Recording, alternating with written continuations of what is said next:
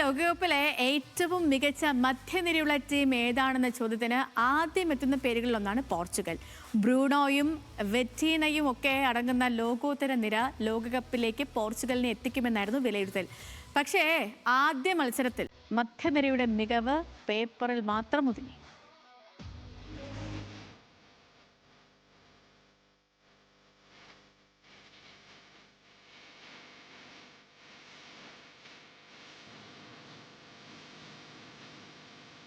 French വമ്പന്മാരായ PSG തുടർച്ചയായ രണ്ടാം തവണയും ചാമ്പ്യൻസ് ലീഗ് ഉയർത്തുമ്പോൾ വിറ്റീഞ്ഞയും യാവോ നെവസുമാണ് മധ്യനിര ഭരിച്ചത്.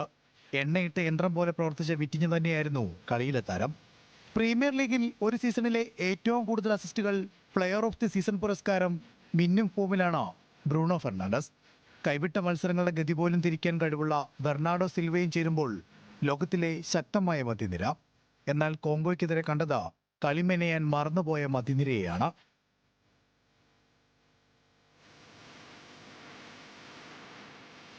കോങ്കോയുടെ പ്രതിരോധത്തെ മറികടന്ന 6-ാം മിനിറ്റിൽ തന്നെ പറങ്കിപ്പട വല കുലുക്കി. എന്നാൽ പിന്നീട് കണ്ടത് താളം തെറ്റിയ മധ്യനിരയെ. ആദ്യ പകുതിയുടെ അവസാന മിനിറ്റിൽ കോങ്കോ ഗോൾ മടക്കുകയും ചെയ്തു. ആദ്യ പകുതി അവസാനിക്കുമ്പോൾ ഓൺ ടാർഗറ്റിൽ ഒരൊറ്റ ഷോട്ട് മാത്രമാണ് പോർച്ചുഗലിന് പായിക്കാൻ കഴിഞ്ഞത്. മധ്യനിരയിൽ പലപ്പോഴും അനായാസമായി കോങ്കോ പന്തെടുത്തു. നേർക്കുനേർ വന്നതിലേറെയും പന്ത് വരുതിയിലാക്കിയത് കോങ്കോയുടെ ചുണക്കുട്ടികൾ തന്നെ. ഒന്നിലേറെ കോങ്കോ താരങ്ങൾ പാഞ്ഞെടുക്കുമ്പോൾ മധ്യനിരയിൽ പോർച്ചുഗൽ താരങ്ങൾ ഒറ്റപ്പെട്ടു.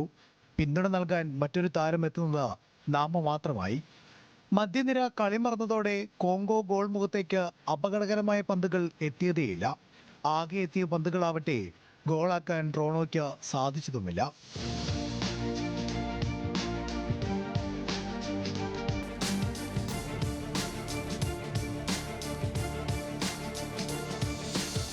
മധ്യനിരയുടെ ഒത്തിണക്കമില്ലായ്മ മത്സരത്തിലുടനീളം പ്രകടമായിരുന്നു. ബ്രൂണോ പലപ്പോഴും പന്തുകൾക്കായി അലമുറയിട്ടെങ്കിലും നീക്കങ്ങൾ കോങ്കോ ഗോൾമുഖത്ത് അപകടം വിധിച്ചില്ല. കോങ്കോയുടെ പ്രത്യാക്രമണങ്ങൾക്ക് തടയിടാനും മധ്യനിര പരാജയപ്പെട്ടു. വിറ്റീഞ്ഞയെ പിൻവലിച്ചെങ്കിലും പാസുകളിൽ മാത്രമായി പോർച്ചുഗൽ മത്സരം അവസാനിച്ചു.